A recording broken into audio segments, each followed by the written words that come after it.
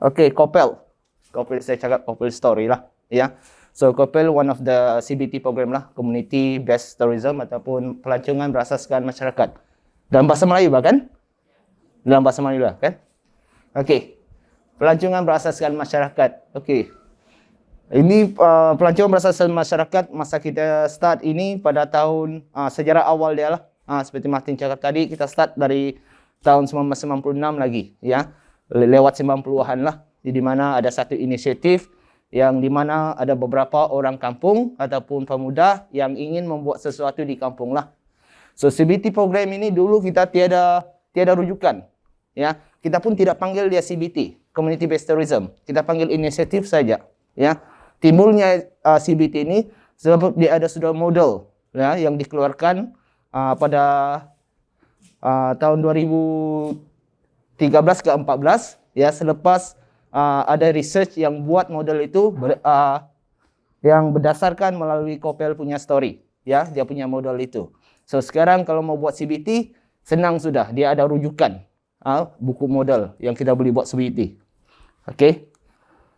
So Kopel kita dahulu macam saya cakap tadi kita start 1996. Ya, kita memang kalau lokasi dia kita memang tahulah kita di pantai timur Sabah, ya, di kawasan daerah Kinabatangan lah. Kita panggil di sini Mukim Batu Putih, ya. Mukim Batu Putih untuk pengenalan, Mukim Batu Putih ini adalah kampung rangkaian, ya, yang digabungkan dalam 4 buah kampung, ya, yaitu Kampung Mengaris, yaitu di sini. Ini adalah Kampung Mengaris. Jangan silap Kampung Mengaris adalah pusat pentadbiran Kopel. Kampung Batu Putih, Kampung Prapaduan dan Kampung Sentosa Jaya lah. So dipanggil satu Mukim Batu Putih, ya. So selalu timbul Kampung Batu Putih sebab kita panggil Mukim Batu Putih. Jadi dia panggil selalu Kampung Batu Putih. Kopel ini di Kampung Batu Putih. Okey, tapi sebenarnya kita di Kampung Mengaris, okey. So dari segi profil kampung, dari ekonomi kampung, jumlah penduduk sini, Martin cakap hanya anggota saja. Anggota 300 lebih saja. Tapi jumlah keseluruhan penduduk kampung satu Mukim ini adalah 2000 lebih lah. Ya. Mengikut pecahan di sini, Kampung Mengaris sendiri 700 lebih. Batu Putih 700, Kampung Prapaduan 300 dan 500 lah. So kita ada 2000 lebih penduduk kampung. Tapi yang hanya jadi anggota Kopel hanya 350 orang sahaja. Ya. Kenapa begitu? Kan mungkin tertanya-tanya, kenapa tidak semua orang kampung ikut serta Kopel? Macam Martin cakap tadi lah, ya. Tidak semua orang berminat dengan projek yang kita buat. Hanya segelintir saja yang ingin dan berminat untuk join. Okey, sebab masing-masing ada komitmen. Ya. Pada tahun 90-an kita ramai ahli, tapi belum ada koperasi. Tapi selepas perubahan masa, pertanian pun naik, kelapa sawit naik, so banyak orang mencuburi kelapa sawit, ya, dan hanya sedikit yang berminat tentang program ataupun CBT ataupun eko pelancongan lah. Okey, dari segi ekonomi penggunaan tanah kebanyakannya kelapa sawit lah. Hampir separuh daripada kawasan Mukim Batu Putih adalah kelapa sawit, 60%. Dari segi ekonomi hampir 70% adalah kelapa sawit. Hanya sedikit sahaja kalau tengok pelancongan hanya 10% sahaja, ya, daripada keseluruhan ekonomi. Nelayan dahulu pada tahun 60-an 70-an hampir 90% penduduk kampung adalah nelayan, ya. Tapi dalam masa sekarang nelayan hanya 1% sahaja. Ya, kalau kita tengok sini nelayan hanya 1% saja daripada 90%. Okey, penyebab dia adalah sektor ekonomi yang berubah, banyak alternatif ekonomi yang ada yang boleh diusahakan oleh penduduk kampung. Dan yang kedua adalah faktor alam sekitar, ya, menyebabkan orang kurang menjadi nelayan sebab kurang pendapatan, kurang ikan dan sebagainya. Ya, itu faktor edaran masalah. Sungai makin lama makin tercemar dan juga ikan makin lama makin kurang. Udang pun makin kurang. Dulu orang lambat udang satu hari boleh dapat sampai 20 kilo. Sekarang satu hari tidak sampai satu hari, hanya setengah hari kau boleh sampai 20 kilo. ya, dapat udang galah. Sekarang kau 1 hari 1 malam boleh dapat 1 kilo sahaja. Kau bayangkan perbezaan dia, ya, 30-40 tahun yang lalu dan semasa sekarang. Okay, that's why orang berubah alih daripada nelayan pergi ke ekonomi yang lain yang boleh menjana pendapatan dan boleh menyerah kepada keluarga mereka. Oke, apa yang menarik di Kinabatangan di kawasan ini? Kita orang sinilah, ya, orang asal ataupun kita panggil orang sungai, river people. So river people ini sebenarnya hanya panggilan saja, tapi dia ada sub etnik lah. Dia daripada sub etnik Idahan. Dan orang sungai ini dia ada Sukang, Minokok, Makiang, Sagamahan, kan, Milian. Dia pelbagai pelbagai sub etnik.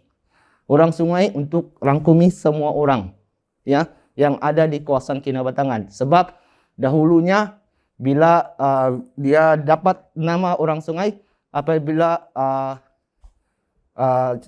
chartered company datang sini, dia nampak orang sini, dia tidak tahu tribes dia, ya. So dia hanya panggil sebab orang kampung sini dulu dia buat rumah di siring sungai, so dia panggil river people, ya. Sebab dia tidak kenal, tidak tahu apa dia punya tribe. Tapi sebenarnya dia ada tribes. That's why dia melekat di situ, dia adalah orang sungai. Tapi sebenarnya orang sungai itu dia berbagai bahasa, dialek dan juga budaya dia sendirilah. Kalau kita tengok. Apalagi yang lebih menarik di kawasan sini adalah dari segi flora dan fauna dia lah. Kalau flora, kalau kita bagian pantai barat, kita hanya boleh tengok satu jenis hutan saja, ya, yaitu hutan gunung dan hutan detrokrap. Tapi di sini di kawasan dataran banjir ataupun kawasan hilir Kinabatangan, kita akan jumpa pelbagai jenis hutan, ya, menjadikan dia sangat istimewa. Macam mana dia boleh istimewa? Sebab daripada segi topografi dia. Itu sebab kita panggil dataran banjir di sini, sebab setiap tahun dia akan ditenggelami air, ya. Banyak kawasan tanah paya, kawasan yang kalau hujan saja kawasan hutan akan banjir. Sebab kalau kita lihat dia ikut keadaan topografi ataupun kawasan tanah itu. Dari tebing sungai dia akan tinggi.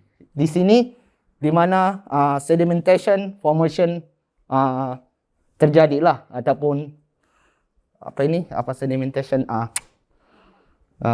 mendapan tanah, ya, daripada air daripada hutan dan sungai berjumpa, dia akan banyak mendap di situ. Sebab itu tebing sungai akan tinggi. Bila air naik, kawasan dalam hutan sana akan banjir duluan. Yang di siring sungai sini dia lambat. Jadi bila formation begitu, setiap stage ini dia ada jenis hutan yang lain, ya, berbeza. So bukan saja jenis hutan dia, tapi dari segi dia punya tumbuh-tumbuhan, ya. Di situlah kita jumpa alluvial swamp forest, seasonal swamp forest, peat swamp forest, lowland detrokrap forest, detrokrap forest, sampailah dia limestone forest. Dia meninggi balik. Setiap ini pelbagai tumbuhan yang hidup, ada yang endemik, dan setiap yang hidup tumbuhan itu hanya spesial untuk jenis hutan tersebut. Kalau kita masuk ke EcoCamp nanti, kita akan nampak perbezaan, perubahan hutan itu. Sebenarnya dia tidak banyak berubah, tapi kita kalau orang yang tahu, dia akan nampak dari segi jenis pokok itu, ya. Dia punya buttress dan juga dia punya trunks. Oke, apalagi yang lebih menarik? Hidupan liar, ya. High concentration of wildlife, ya. Kita sangat bertuah sebab di bagian pantai barat ini masih lagi kita melihat pelbagai hidupan liar yang masih wujud di muka bumi dan tidak wujud di tempat lain sudah, ya. Kalau kita big scope tengok di Southeast Asia, kita lah yang paling banyak, kita panggil dia archive, wildlife archive di kawasan pantai timur, ya. Tidak seluruh tempat kita boleh lihat primates, birds, mammals. Ini masih kita dapat lihatlah, walaupun orangutan kategori endangered, tapi masih boleh lihat wild orangutan dan yang lain-lain. Proboscis monkey memanglah endemic in Borneo, hanya boleh kita jumpa di Borneo sahaja, terutamanya di kawasan mangrove area lah. Sampai di sini juga, ya kita boleh lihat lagi. Buaya masih ada, tapi kalau air tinggi memang susah mau dapatin buaya lah. Tapi kalau air rendah, kita boleh nampak dia santai-santai saja di tebing sungai. Ya, dia boleh mencecah sampai 6 meter. Ya, besar bot yang panjang bot kita macam di bawah itu, begitu panjang dia pun ada. Ya, pernah direkod lah. Dan pygmy elephants. Oke, birds, kita ada lebih 200 spesies bird lah. Ini pengenalan saya tempatnya. Sebelum kita tubuhkan koperasi, seperti saya cakap tadi, kita ada satu inisiatif, ya, yaitu dia panggil mascot. Itulah mascot, Model Ecologically Sustainable Community Conservation Tourism. Ya, kita start dia pada tahun 1997, tapi inisiatif start planning pada 1996. Di mana kita berhubung mencari dana fundraising setelah kita jumpa Martin. Macam Cynthia cakap lah, Martin datang sini dulu, dia tour leader, guide sebagai the intrepid travel, ya. Dia hantar pergi angkutan, then dia feel something wrong. Apa yang feel something wrong? Ya, sebab dia akan lalu kawasan kampung, orang kampung akan tengok pelancong keluar masuk, tapi orang kampung tidak dapat apa-apa daripada industri itu.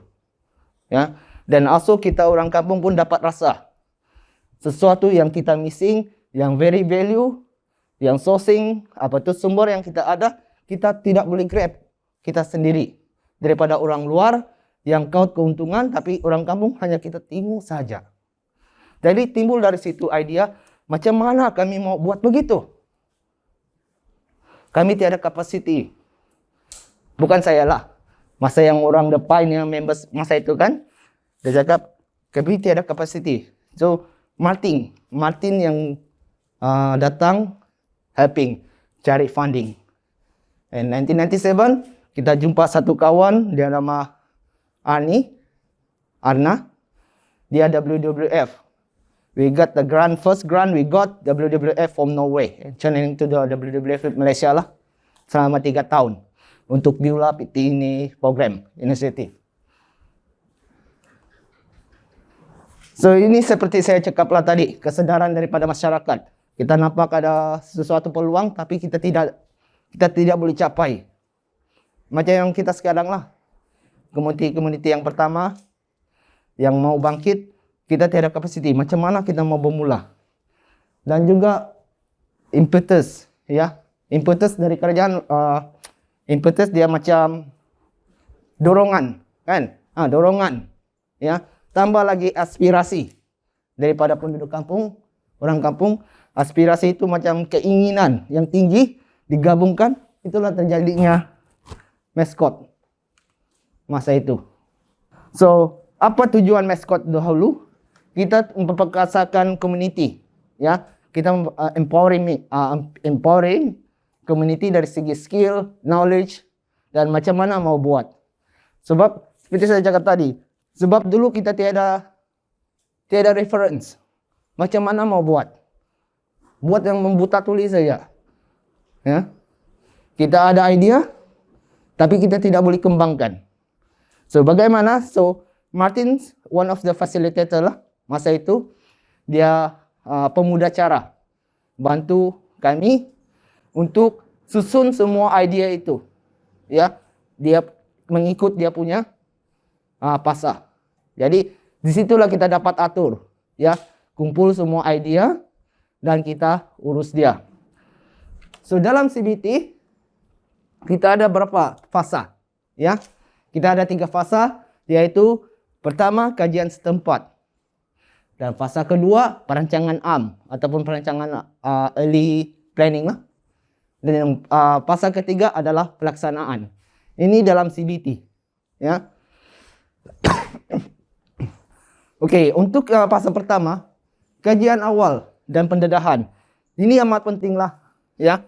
Sebelum kita mencuburi sesuatu, apa yang kita mau buat di kawasan kita mesti buat kajian apa yang ada di tempat kita. Macam kalau kita di kawasan kita sendiri, okey, saya mau buat ekoturism. saya mau buat besok. Ya. Berapa banyak pengetahuan yang kau tahu pasal ekoturism? Apa yang kau tahu pasal kawasan kamu? Ya. So, kita tidak boleh cenderung begitu, kita kena kaji dahulu. Apa sumber yang kita ada? Apa yang kita boleh perkenalkan? Ya. Apa yang kita boleh angkat di kawasan kita? Ya. Disitulah kita bermula, kita buat kajian awal. Kita buat kajian pasal hutan dan sekitar, kita buat inventory. Apa yang kita ada? Ya. Dari segi botani dan juga hidupan liar. Ya. Kita detail. Ya. Dulu kita kerja, masa mascot ini 3 tahun, 4 tahun, 5 tahun. Macam saya 7 tahun volunteer. 7 tahun volunteer. Ya. Buat benda ini. Oh, sukarelawan. 7 tahun dia suka rela. 7 tahun suka dan rela.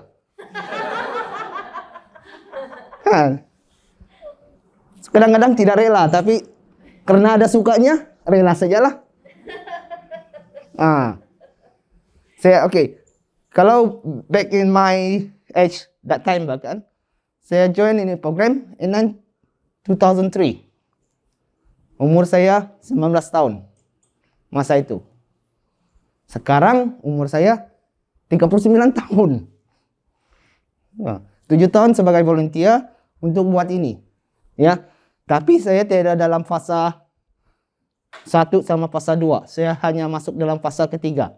Ya. Dalam proses pelaksanaan sudah. Ya. So inilah dorang buat. Dorang tidak dibayar gaji. Ya. Tapi dorang masih berminat. Semangat itu. Orang keluar masuk, tidak tahan keluar. Tidak lama masuk balik. Begitu saja itu. Tidak tahan, macam boring sudah. Tidak kerja tempat lain. Siap itu tidak lama 2-3 bulan dia datang balik lagi. Kita punya members begitu masa itu. Kita tidak kekangan untuk kekalkan sebab kita tahu benda ini kita buat secara sukarela. Tapi ada yang sukarela memang hati kental. Passionate. Ya. Kata orang putih passionate. Very high passionate. Kekuatan hati, semangat yang kuat. Ya.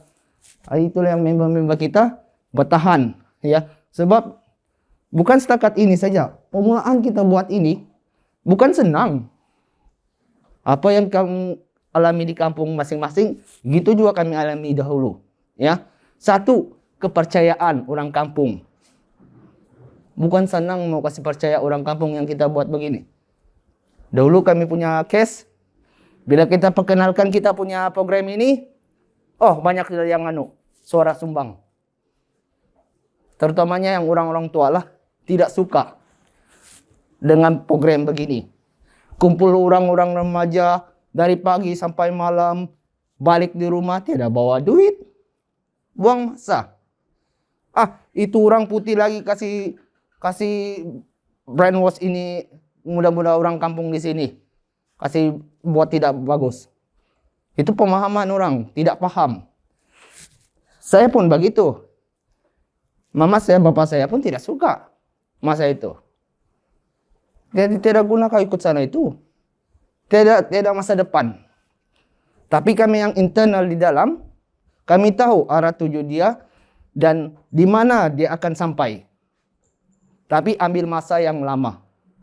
Bukan masa 1-2 tahun, 3 tahun, 4 tahun, 5 tahun, lebih 10 tahun untuk kasih ready dia.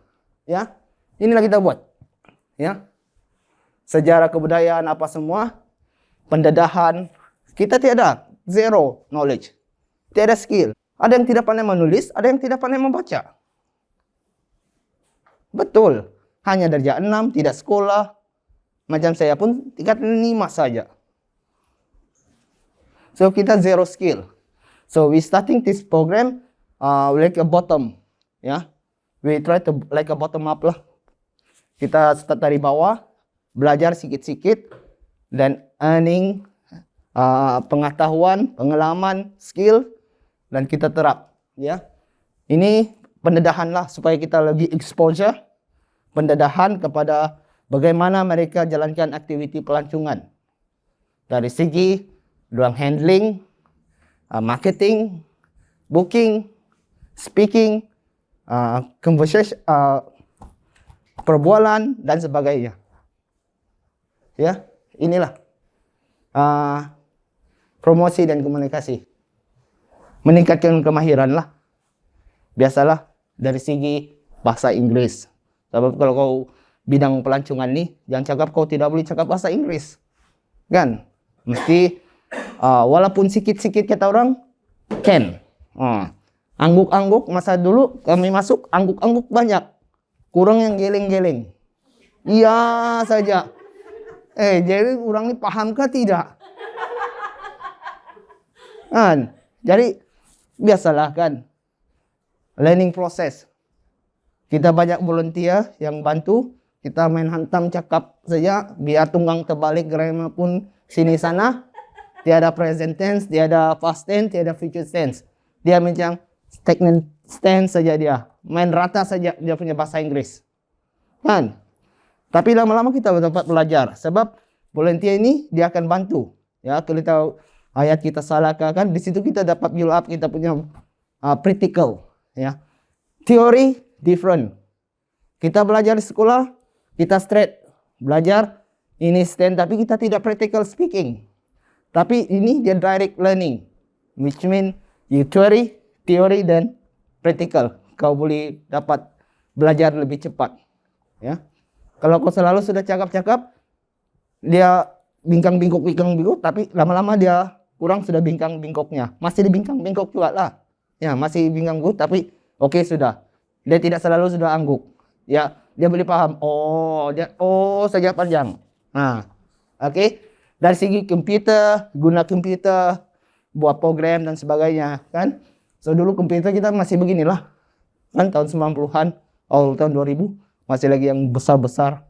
Belum ada laptop, guiding, pentakbiran, dan juga team building lah. Bina semangat. Sebab the core team is the high spirit of the teamwork. Ya, itu adalah dia punya key. Ya, kalau tiada teamwork, kerjasama daripada satu tim, kita punya program tidak akan berkembang. Oke. So, fasa kedua, selepas kita sudah kumpul-kumpul maklumat, sudah tahu skill-skill sedikit, sudah buat kajian-kajian apa yang kita ada, so kita buat perancangan. Kita panggil plan perancangan makro, yang kecil lah, tidak besar. Kita tidak mau pikir macam mana kita mau buat kita punya perancangan di KK, di Sandakan. Kita buat yang kita punya kawasan saja. Apa yang kita boleh buat di kawasan kita? So kita buat brainstorming. Di sinilah. Kalau brainstorming, kau datang pagi, balik malam. Dulu kita kalau datang sini, kita bawa gula, ada yang bawa gula, ada yang bawa beras, ada bawa garam. Kita makan, baru masak sama-sama. Sayur, lauk, ada di hutan, ada di sungai. So kita beginilah, ya, brainstorming, pecah kumpulan, teka, lontar idea. Apa yang kita boleh buat di sini? So, setiap kumpulan bentang lah. Macam-macam idea lah. Ada yang logik, ada yang tidak logik, yang luar kotak pikiran pun ada. Macam-macam. Kita terima semua, kumpul, dan kita akan bentang satu-satu. Bolehkah tidak? Bolehkah tidak? Dulu kita ada perancangan kandang Taman Payau. Orang naik belon. Tengok kawasan hutan. Itu idea dulu. Kalau saya kata bohong, kita ada dokumen di sini lama, kamu masih boleh lihat kami punya perancangan itu. Ya. Buat eco camp, buat rumah di hutan. Eco camp lah, buat eco camp. Ya. Buat homestay. Buat begini. Kita kumpul tuh data. Itulah plan perancangan. Ya.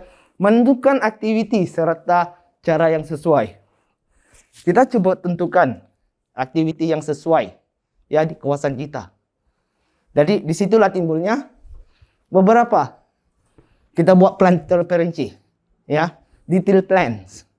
Setiap program itu dia mesti ada objektif dia, ya, aktiviti dia, cara dia operasi, cara dia pasarkan, undang-undang dia, pulangan dia, kos dia, kan?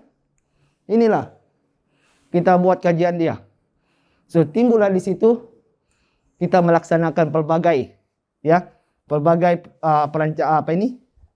rancangan, yaitu inilah timbul dia. Setiap perancangan itu kita kasih menjadikan dia satu persatuan, ya, persatuan homestay, persatuan boat service, craft tangan, kayaking dan sebagainya.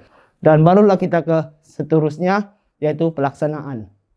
Bila pelaksanaan, kita tubuhkanlah ini, ya, tubuhkan homestay dan beberapa persatuan yang lain untuk sokong dia, ya.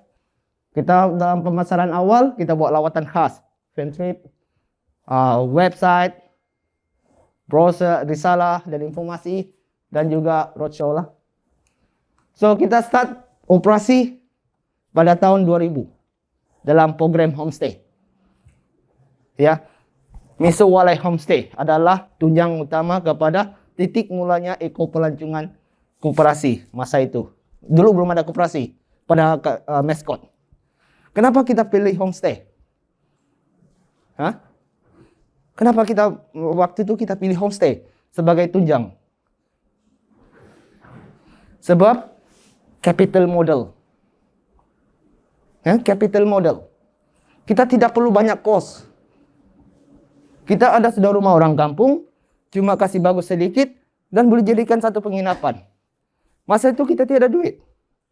Kita mau buat chalet, kita mau buat eco camp, kita mau buat dia hostel, manda stay, tidak ada duit.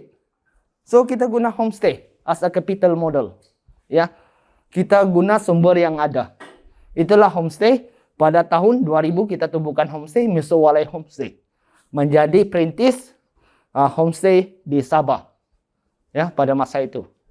Lepas kita tumbuhkan homestay, baru dia kembang macam cendawan, ya, di Sabah. Oke, pada tahun 2000.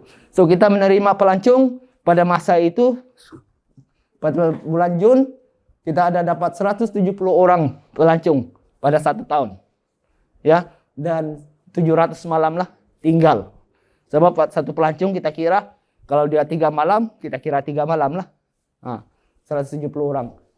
Konsep homestay dulu dia sangat menarik. So sekarang kalau kita tengok homestay di bandar pun ada homestay, panggil homestay, kan? Konsep dia lain. Kita ada agreement dengan kementerian lah pasal konsep homestay ini. Banyak yang konsep homestay ini disalahartikan, ya. Sebabnya homestay dia tinggal bersama. Itu namanya homestay, kan? Tinggal bersama, ya. Miso Walai, miso satu walai house. Walai rumah, kan? Walai rumah, kan? Jadi tinggal dalam satu rumah. Jadi konsep dia berbeza. Dulu kita tinggal memang dari dulu sampai sekarang kita kekalkan konsep itu tinggal bersama keluarga angkat lah. Ya, tinggal untuk orang rasa, ya, lebih rasa tinggal bersama keluarga, rasa budaya dia, makanan dia, like direct, ya, direct experience, ya, bukan yang direka-reka. Ya. Memang dia tinggal situ, dia akan bantu masak, dia bantu cuci piring, tinggal tidur di situ. Bila awal pagi, jendela dia ada ada ayam berkokok, terbangun dia awal pagi. That's an experience, not luxury, ya, not luxury, but experience. Ya, kalau dia mau luxury, buat apa dia mau pergi homestay? Buat dia pergi hotel. Tapi sebab dia mau pengalaman itu. Tapi sekarang homestay banyak kategori sudah. Homestay kata tapi tinggal lain rumah. Homestay bagi kunci, bye-bye. Ini kau tinggallah 1 malam. Kau bayar saya, kau tinggal 1 malam, besok check out, bagi kunci balik. That's homestay right now. Now, the Kopel's new era. Saya panggil era baru di Kopel. Kita start Kopel pada tahun 2003. Ataupun koperasi. Satu persatuan. Sebab kenapa kami tumbuh koperasi? Sebab bila kita mulai berkembang, kita mau dia satu kumpulan. So Kopel is satu naungan. Pada masa itu kita banyak persatuan. Setiap persatuan ada pengurusinya, ada situs sahanya, ada bendahari dia, ada akaunnya sendiri. Jadi bila masuk satu duit ataupun grant, kita susah mau channel dia. Dari segi pentadbiran dia pun susah. So kerajaan bila kita mau daftar nama maskot masa itu tidak boleh. Sebab dia satu program. Bukan persatuan. So kita dapat advice, nasihat daripada kementerian. Kita punya program ini paling sesuai adalah koperasi. Ya, berkoperasi sebab dia mengumpul orang ramai. Ya. Tidak boleh syarikat atau company ataupun sebagainya, tapi di bawah koperasi lebih sesuai untuk community. Ya, itulah kita daftarkan kita punya persatuan ini, koperasi pelancongan, mungkin Batu Putih, Kina Batangan, Berhad, dan kita synchronize dia synchronize dia adalah Kopel Berhad saja.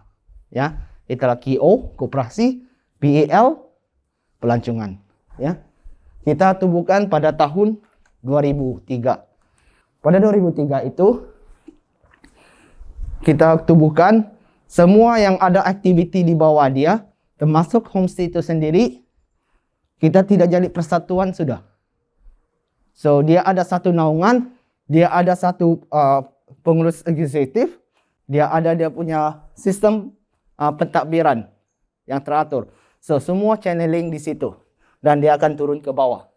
Sebab kalau masing-masing atur, dia macam tidak sesuai. Ya, dia macam berasingan. Tidak ngam. So untuk kasih ngam dia semua, kasih bonding dia semua, kita ada Kopel as a big umbrella, and di bawahnya banyak aktiviti atau produk, ya, yang boleh support.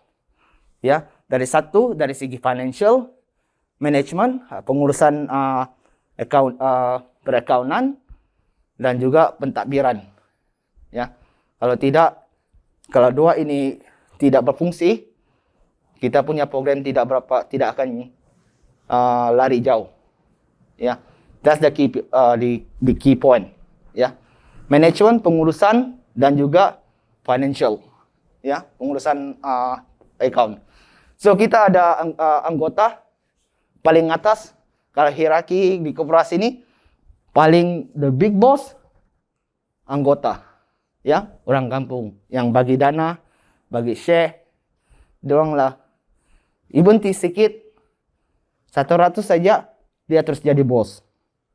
Saya sudah di atas jadi anggota. Ya. So the second part is a board member. Board member ahli lembaga. Ya, ahli lembaga koperasi 12 orang.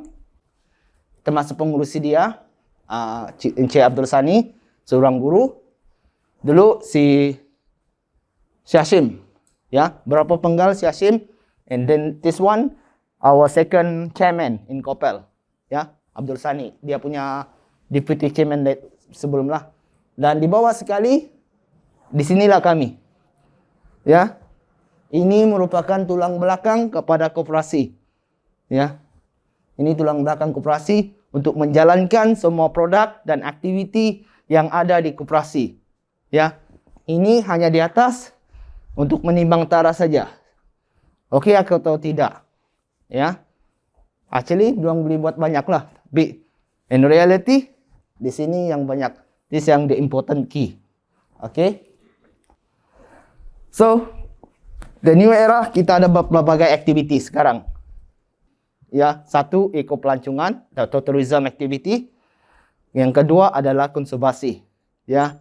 Konservasi program is a add value in our ecotourism activity. Ya, dalam masa yang sama kita juga menjaga alam sekitar. Ya, dari segi kawasan setempat kita lah. Okay. So CBT dalam masa ke semasa kita punya program berkembang dan berkembang. Seperti saya cakap, CBT ini not static but dynamic. Boleh paham kan? Static, not static but dynamic. Static itu yang biasa sajalah. Begini saja. Kita punya CBT ini dia tidak begini saja. Dia mesti dynamic. Dia dynamic, dia sentiasa kembang, naik dan naik dan naik. So begitu juga Kopel, kita not static, kita dynamic. Dari tahun ke tahun kita coba improve dan coba perbarui apa yang ada, sumber yang kita ada. So kita ada Mr. Walai, seperti saya cakap tadi, ini salah satu penginapannya kita ada. Dari satu penginapan kita beranjak kepada ada penginapan, ya, yaitu Manda Stay, ya, Manda Stay atau Village Hostel, ya. Manda ini bermaksud singgah sekejap di keluarga. Macam mana? Dia datang sah. Dia macam singgah sekejap, ya, di keluarga yang lama, keluarga lama lah. Macam singgah sekejap, Manda Stay. Lepas tu kita ada tengok Rainforest Eco Camp. Dulu Cynthia datang sini belum ada ini lagi. Sebelum ada ini lagi kan? Ya, pada tahun 2003 kah? 4.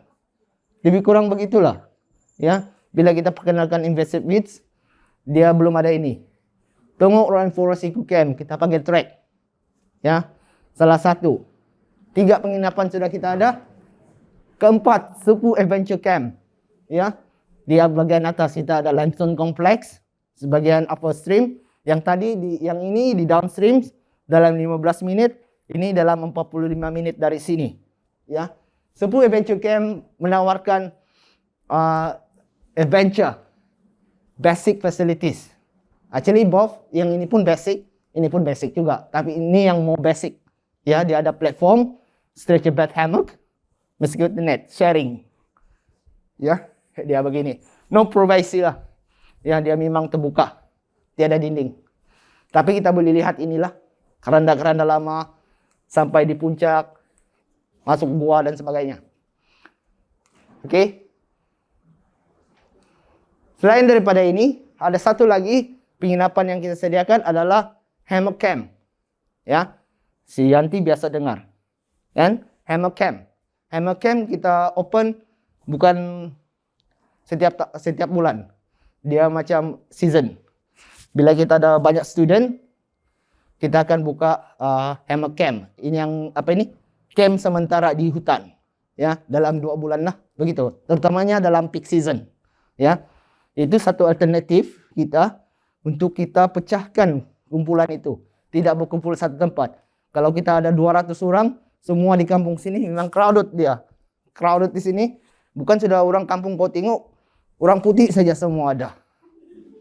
Jadi cara kita tarang sini sana ada orang. Tidak nampak di kampung.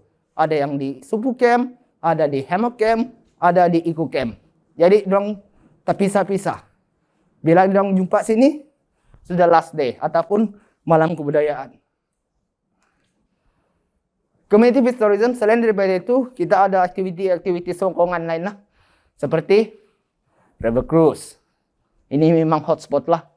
Memang hot activity. Orang datang sini mau tengok wildlife, dia akan buat River Cruise. Ya, jungle trekking, university, school and university volunteerism. Ini volunteerism lah. Ya, kita buat. So, kita punya pelancong market di sini. Ya, hampir 80% kita punya pelancong yang datang sini adalah student. Ya, student dari Australia, dari Jepun, US, dan juga dari Europe. Ya, yang datang sini. Ya, kebanyakan yang student dihantar di sini adalah melalui Camp International, ya, yang antar student. Selain itu Rakuna Gagawin University, World Challenge, ada banyak lagi lah company-company yang antar student group. Terutamanya dalam peak season, bulan 6 sampai bulan 8. Ya. Dan kita buat program beginilah. Environment Education. Ya. Ini memang tahun-tahun kita buat. Tahun ini sahaja kita sudah buat 6 program. Dia EE 2.0. 8.0. Yang ke-8 kita ada 6 program tahun ini sudah habis. Ya. bulan lalu. So tahun-tahun kita memang buatlah. Satunya CSR dan satu lagi request daripada biggest company ataupun dia ada grants yang boleh kita buat EE program kepada penduduk kampung lah. Bukan saja penduduk kampung, budak-budak sekolah, juga kepada belia, juga kepada ladang-ladang sawit yang ada di sekitar. Itu di antara aktiviti pelancongan yang kita ada di sinilah. Ya, ini cuma penang saya. Oke, selain daripada itu, seperti saya cakap tadi, kita ada conservation activities lah. Tapi ini malam kita ada another slot about the synergy in conservation kan? Ini malam. So ini cuma general saja. Apa conservation activity yang kita ada? Oke, kita ada projek pemulihan hutan. Saya tidak payah cakap story awal macam mana kita bermula. Sebab kita ada program ini malam lagi, ada talk lagi ini malam. Oke? So kita ada forest restoration, projek pemulihan tasik, ya. We starting this project with Cynthia punya helping lah. We dapat dana daripada US kan Cynthia, and we do this one, ya, Sylvania, invasive weeds, ya. Kita panggil apa ini? Sylvania lah. Inilah kita buat dahulu, ya, guna sawak. Dulu kita begini. Pertama kita guna ini. Dia ada 3 cara, ya. So until right now kita ini pertama dulu kita guna orang. Berenang di sana. Cynthia pernah nampak, ya, berenang dengan buaya, dengan lintah. Oh, saya pun geli. I spend in this project mau 5 tahun saya di sini. Berendam hari-hari. Tidak hari-hari lah juga. Tapi mostly. Ya. Itulah kudis sini sana. Nasib tidak kudis yang kekal. Kalau kudis kekal, tidak apa kalau boleh tapuk di dalam. Kalau di sebelah luar, alamak. Rusaklah kain semen. That's one how we work in before. Ya, we dive, put the netting, dan ada orang tarik belakang. Ya, okay. Then the second kaidah kedua kita kasih perbaharui dia, kita guna semi mechanism. Ya, semi mechanical kita guna sawak. Ya, kita kita modify. Ya, fishery system dia guna sawak. We use a modified as like a bulldozer water. Ya, dia guna engine, dia sorong dan kaut dan letak tebing. And then the third method, biological control using the weevil. Ya, dia yang weevil dia tidak besar begini sebenarnya. Dia kecil saja, macam kecil dari beras lagi. Butir beras itu sangat kecil. Ya, ini dia, tapi dikasih bigger size. Ya, beginilah dia bentuk dia. Dia yang spesies ini Sylvania daripada South America. Ya, dan dia datang sini, dia buat begini di Malaysia. Sebenarnya pada awal 90-an ada sudah, tapi dapat dikesan di sini. Yang kita inilah, kita yang Kopel pada masa itu kita utarakan isu ini, ya, kepada kerajaan. Pertama kita inisiatif sendiri, tapi lama-lama makin lama tidak dapat dibendung, kita ketengahkan isu ini ke jabatan dan ke kerajaan lah. Sebabnya jabatan pertanian lah yang berminat tentang invasive weeds ini. So saya kasih ringkas saja. Result dia dahulu 2003 begini. Setiap itu kita ada project dengan Axel Abraham. So kita 2015 in process, in program. Even kita kasih ada grant, kita kasih keluar guna manual, guna human energy dan semi mechanical, masih belum catch up. Luckily in 2006 kita ada banjir besar. Bila banjir besar, kita tolak semua pergi hutan. Tulak. Deng. Yeah. So this one, after we finish project, we run out the grant. The grant is already finished. we still continuous. Kami masih sambung, ya. So dari mana duit kita dapat? Inilah dari dunia pelancongan, ya. Setiap pelancong yang masuk dia akan contribute to our conservation activity, ya. Dia akan bayar. Bukan dia bayar begitulah, tapi every time they spend, they have some contribution to the conservation fee. That's how we work out in here. Kasih maintenance dia, not just Unities 1, but also the rest of our conservation activities. Tree planting, maintenance, dan sebagainya. Tapi sekarang, it become worse. Why it's become worse?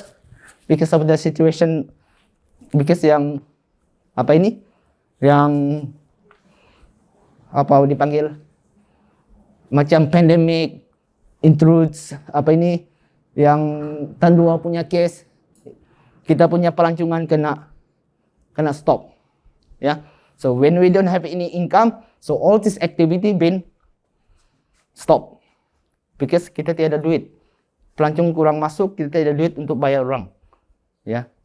Other than that, kita ada juga grant daripada jabatan atau kerajaan, tapi masih tidak mencukupi. Pejabat ataupun kerajaan atau yang lain, dia ada grant tapi not in specific conservation activity, not in whole thing. So some of the activity kita yang konservasi kita relies on the kedatangan pelancong, ya, duit masuk yang pelancong lah. Selain daripada itu, restorasi burung walit, cave restoration lah kita buat, sampai sekarang lah kita buat, kita ambil data, dan alhamdulillah sekarang burung walit populasi dia kita jaga makin tahun makin meningkat. Selain itu pemantauan hidupan liar, kamera trapping, ya, untuk kita lihat buat kajian, ya, monitoring dari segi absence dia, frequency dia, inventory dia, kan kita boleh dapat dari situlah.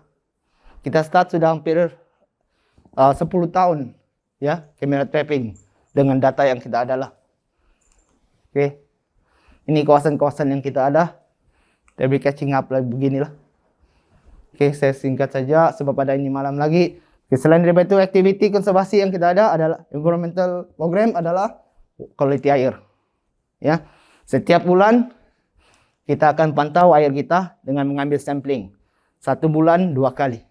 Ya, so kita dapat train daripada expertise daripada luar negara lah, yang datang dan ajar kita, ajar staff macam mana ambil water sampling. Dan water sampling tu kita kumpul dan kita buat dia sample analysis, dan kadang-kadang data itu kita akan bagi kepada yang expert untuk buat internal ataupun intense analysis, ya, dari segi dia punya adakah dia bagus makin tahun makin bagus ataupun makin tahun makin buruk berlaku yang ada di sungai, yang berlaku di sungai lah. Oke.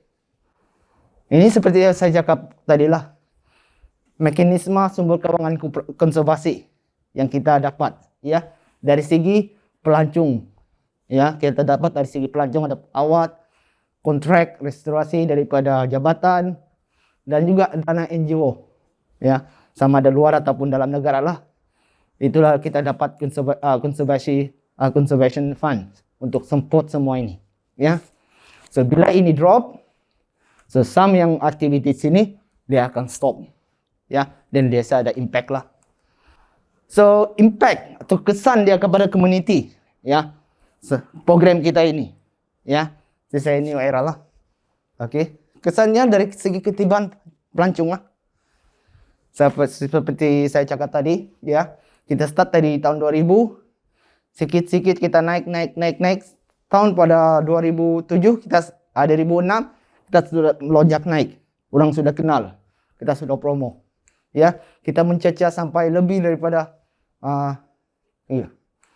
dekat 3.000 orang, ya, dalam setahun kita dapat, ya, sampai 2003 kita sudah mencapai ini yang biru ini ketibaan pelancong, kuning jumlah malam, ya, kita ada data begitulah, ya.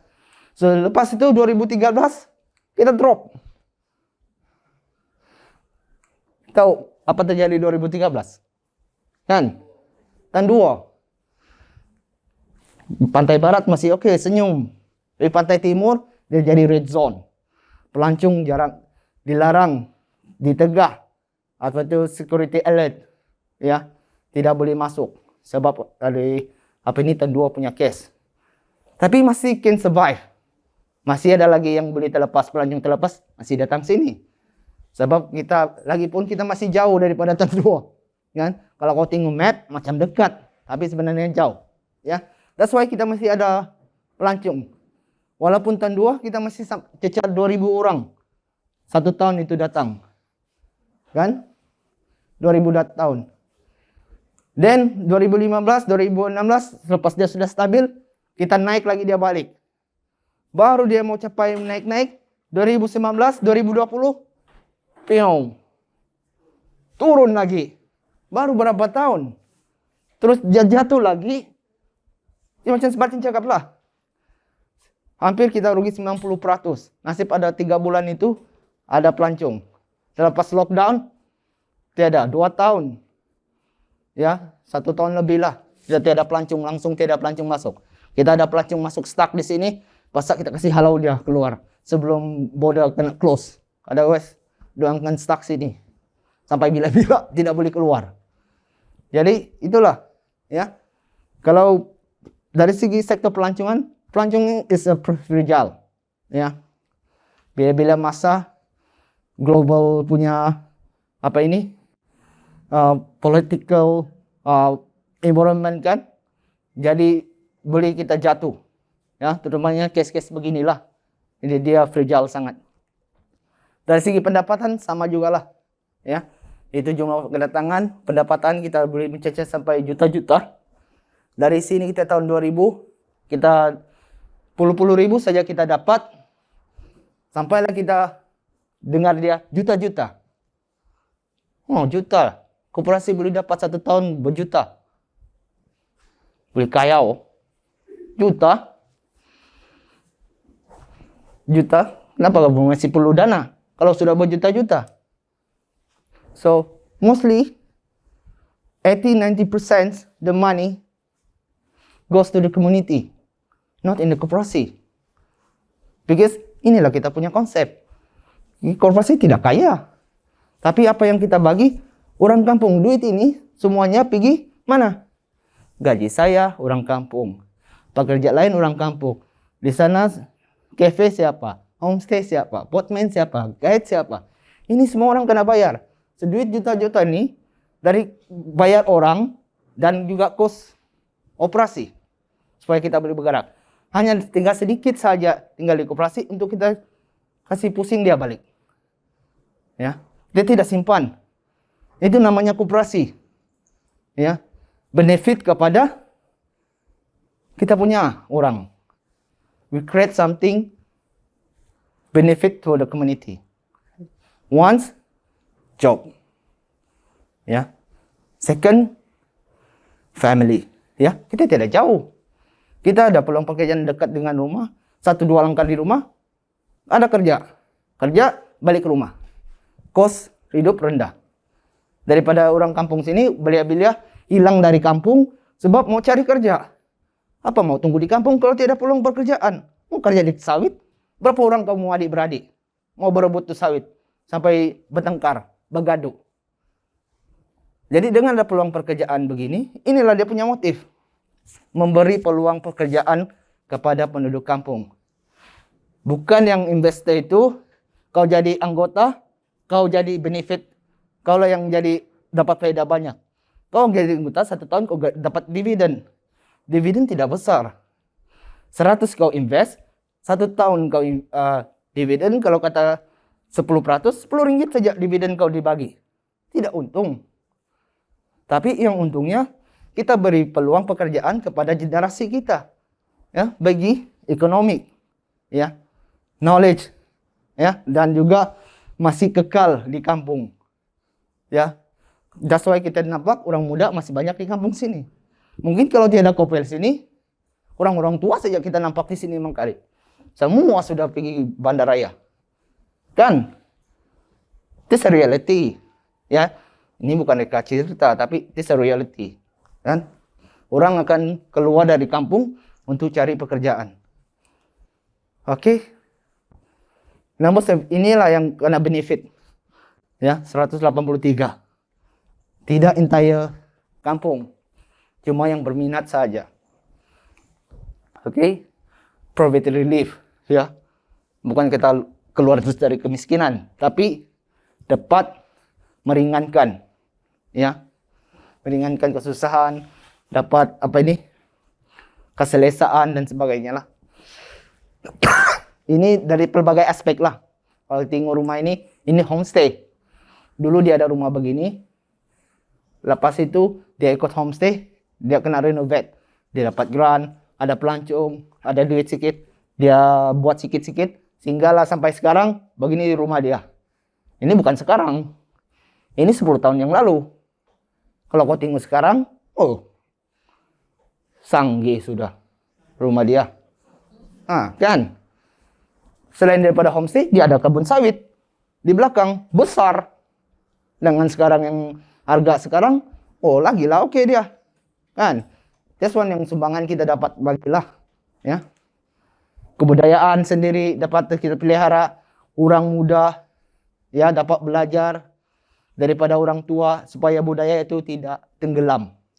So sekarang kalau kita dapat kira, kita boleh kira sudah generasi yang keberapa sudah yang mewarisi budaya ini, ya.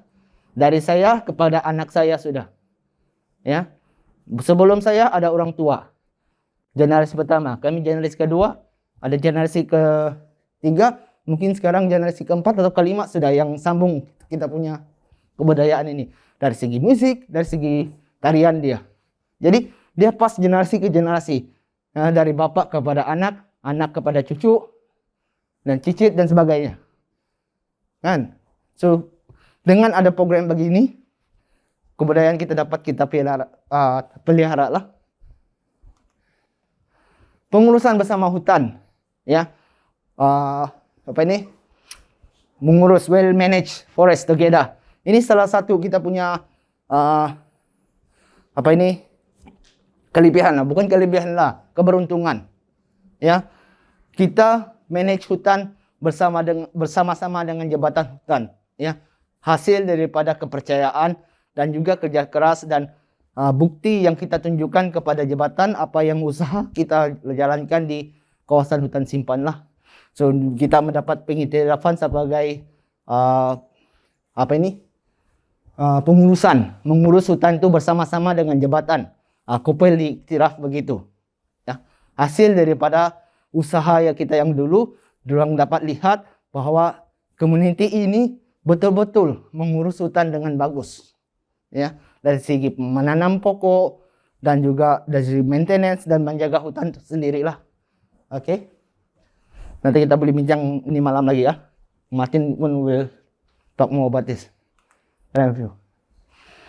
So dalam masa-masa dalam beberapa tahun ini pengiktirafan lah ataupun awards yang kita dapat bukan untuk dibanggakan tapi sebagai inspirasi ya untuk kita lebih bersemangat kata orang ya, bukan mau menunjuk-nunjuk. Dapat award ada responsible dia ya. So dari tahun 2002 sampailah tahun lalu ya, even COVID pun, pandemic pun kita dapat awards juga ya daripada UNWTO, Best Tourism Village ya, United Nations Tourism Organization lah ya. Kita salah satu wakil Malaysia, 3 yang dicalonkan, 1 saja yang tembus ya, yaitu community dari sinilah, Kopel Berhad.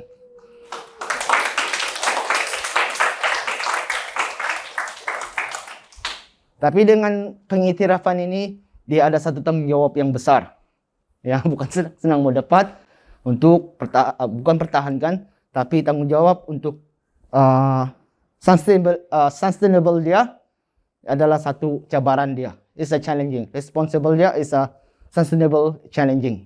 Untuk dia sustain itu adalah cabaran dia. Ya, untuk masa akan datang, hadapi apa akan datang di depan, perancangan dia apa dan sebagainya lah. Ya, macam ketahanan dia lah, resilience. Ketahanan program itu ataupun program itu sendiri. Macam-macam sudahlah. ASEAN, koperasi, ASEAN lagi. Pasti inilah. Okay, partnership is very important. Kita tidak berdiri sini by alone, tapi partnership is very important. Partnership macam rakan lah. Rakan ke? Rakan kerja. Macam rakan kerja lah, ya. Kita bergabung lah, ya. Yang membantu sama kita. Kita partnership is very important lah, ya. Supaya kita nak stay alone, tapi need to be careful, ya, with the partnership, ya. So partnership helping you grow up. Sometimes the partnership will be dropping you down. So need to be careful, yeah. But the partnership in here, we already have a long time working together with them lah, yeah. You can see kita ada international NGO. Alip pun ada sini. Alexandra Abraham Foundation. Semua yang Slovenia apa kan? Bukan ke? Bukan. Dia kan. Saya pun lupa sudah. Banyaklah sini ya. Local NGO pun ada. Ya, di sini international corporate, tour guide, tour company, local company kan memang ada di sini. This yang support us like this a link. Ya, networking. Ya. Without the networking, we cannot do lot of thing, ya. So networking and partnership sangat penting lah, ya, untuk kita bergerak, ya, dan kembangkan bisnis kita dan kembangkan project kita lah. It's very important. That I say, be careful. And thank you. Terima kasih.